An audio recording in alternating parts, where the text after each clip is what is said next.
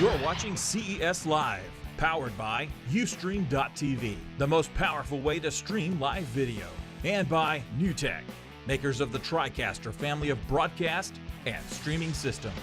And now, CES Live.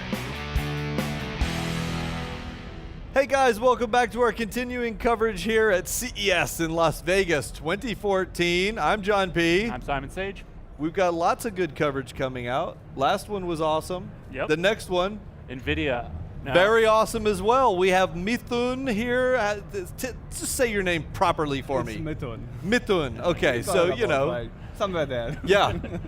So thanks for joining us. Thanks for having me over. Nvidia is hot lately. Oh, You yeah. guys are just all over everywhere I look. Nvidia this, Nvidia that. What's up with all that? Yeah, so we've been having an amazing CES thus far. As you know, Tegra K1, awesome announcement. We've got a lot of positive feedback. Tell everybody about it. Oh yeah, so yes, Tegra K1. So Tegra K1 is our latest next generation chip. It has 192 GPU cores. Excuse me. What did you just say? 192. How does that even work? I mean, what in the heck does that mean? Right, good question actually. So yeah, 192 GPU cores. The reason why we're able to stuff that many cores in there is because the GPU in K1 is the exact same Kepler architecture that's powering all our super high-end graphic cards from the GTX Titans to whatnot. So we've been doing that for decades now, so it's almost natural for us. So I was at the press conference last night, and it seemed that this move, or at least the way that you guys were framing it, was bringing mobile gaming really close to console gaming. That it was blowing Xbox 360 and PS3 benchmarks out of the water. Is that a realistic expectation for people to have at this point? Right, absolutely. And again, you bring up a very, very valid point. So we've had a bunch of folks talking about console class gaming on mobile, and it's been there, done that. So, but this time we thought, okay, all right, we have the chops to actually get it out there. And that's why if you saw all the demos at our keynote, it's the real deal. We have Unreal Engine 4 running on Tegra K1. We have Trine 2, which is a very popular PC and PlayStation game running on Tegra K1. So the proof is in the pudding. For sure, for sure. Now, Unreal Engine, hugely popular, powers Infinity Blade 3, all those, lots of other games, like you said, Trine. What about other engines? There's the Havoc engine, for example. I'm sure that there are going to be a lot of other platforms that want to be able to work with this new architecture. Are they showing interest already? Oh no, absolutely. Again, so this isn't something new for us. I mean, this is not the first time we're doing stuff like this. It's with K1. evolutionary. Exactly. So, I mean, we've been working with Unity, for example, as a good example in the past. I think Shadowgun and Dead Trigger, they've been Unity-powered games, and they've always run best on Tegra devices. So it's an evolution for us. It's just that with K1 and the fact that it's a real desktop class GPU architecture in there, it's even more incentive for a lot of the PC developers to sort of jump onto the mobile bandwagon. Yeah. So it gives them a lot of incentive. So let's talk a little bit about what makes this accessible to mobile. I mean, for one, there's size. For two, there's power consumption. How did you bring the kind of Kepler architecture down that small? Sure. So you bring up a very, very valid point. So when we set out to develop Kepler a couple of years ago, from the ground up, it's been architected to be a very, very efficient architecture, for a lack of a better term. And that's the exact same reason why we have fundamentally the same architecture spanning phones and tablets all the way to top 10 supercomputers. So it's just a matter of, obviously, you have to modify it for the right use case. And in this case, it happens to be phones and tablets and other gaming devices.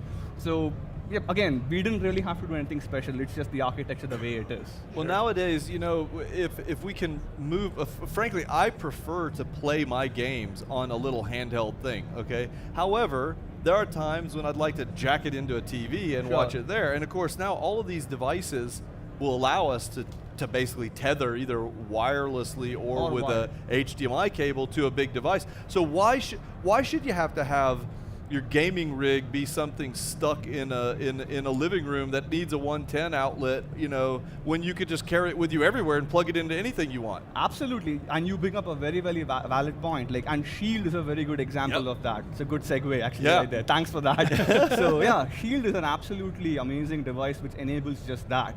So yes, I mean, there are still gamers out there who absolutely need their high-end rigs, and and then there's the ones like me who like to, to be honest, the first time I got the Shield, I'm not really a gamer. I shouldn't say that. If you look at my iPad, I have like 100 games on there. Right. But he would consider them silly. Like, he'd be like, "Oh, you're not a gamer." Okay? You were playing Candy Crush earlier on the monitor there. Hey, I cringed. it's popular. But I love playing time wasters. They may not be a game to you, but they are time wasters to me. So I shy away from big console devices. Right. But whenever you guys sent me a Shield, I was honestly, when it was sent, I opened up, I was like, okay, let's see. It looks an awful like a game controller that I know he would like. I'm not sure this is going to work out for me so much. I could not put it down. Seriously, it was like, oh my God, this is the right product for me. Okay, maybe not for everybody. For me, it was the right product. Absolutely. So it fills a definite niche. Absolutely, and again, so there are different kind of gamers. So casual gaming is a huge chunk, and most of mobile gaming happens to revolve around casual gaming, like Candy Crush, Angry Birds, Temple Run, and all that stuff, which is very important. But then again, as we mentioned, one big reason why the PC guys or the console guys have shied away from coming to mobile is because we don't have the framework. It wasn't powerful enough. Exactly. Yeah. So Shield was one of the best steps in that direction. We have the hardware, the controller, the screen, and everything that enables a lot of the console quality stuff. And then the next step in that evolution is Tegra K1, which now brings the same architecture that powers all the high-end PC games. So we're getting there, and we are trying to enable that. I just still can't get over 192 cores. Big number. I remember when we got a dual core or something, and it was like, wow, my phone's a quad core. Yeah, that's nice. your little quad core thing, it's really very, very quaint, But as a PC gamer, I think one of the things I like most about Shield is remote playing from your PC computer. It really makes Shield something where both PC games and mobile games can exist in a practical kind of a way.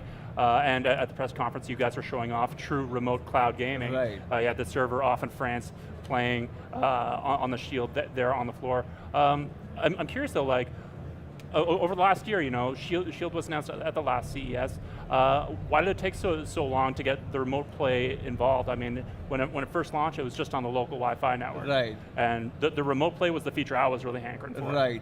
Very good question. If you remember the CES keynote, the server, the grid server that we were streaming Batman from was 6,000 miles away. Yeah.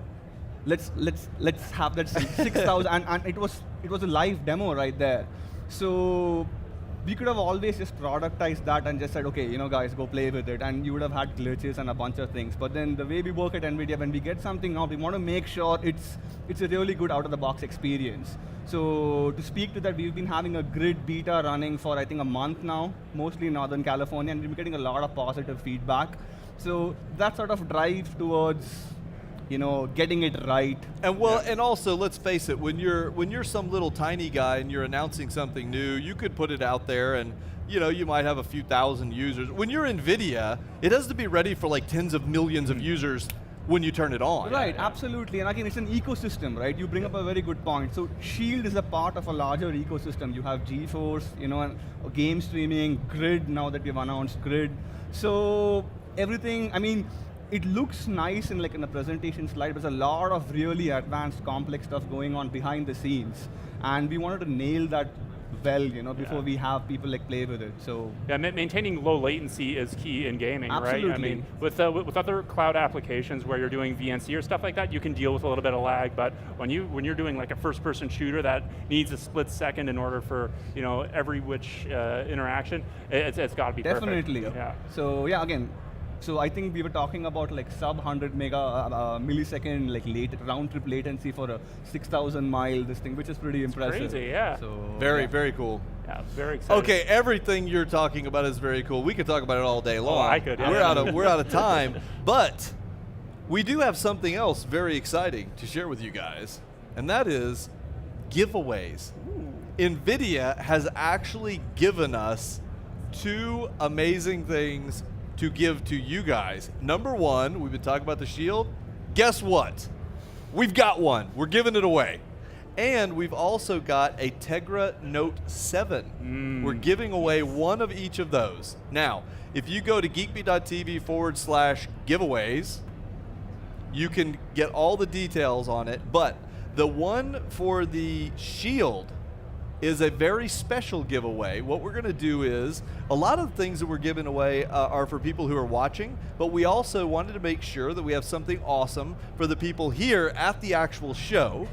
So, the way you enter to win the Shield is you take a photo of what we've got going on here, and you tag it appropriately, and that gets you an entry to win the Shield. So cool. That's for people who are here, and you could just go, like I said, geekbeat.tv. There you go, bam! geekbeat.tv/giveaways, and all the details right there on how to enter. So win a Shield, win a Tegra Note 7. Thanks very much to Nvidia for donating those, and thanks for coming by to share all the goodies with us. Thank you so much for having me over. It's been awesome. Our pleasure. Okay, guys, stay tuned. We got more coverage coming out of CES here. We'll be right back with more soon.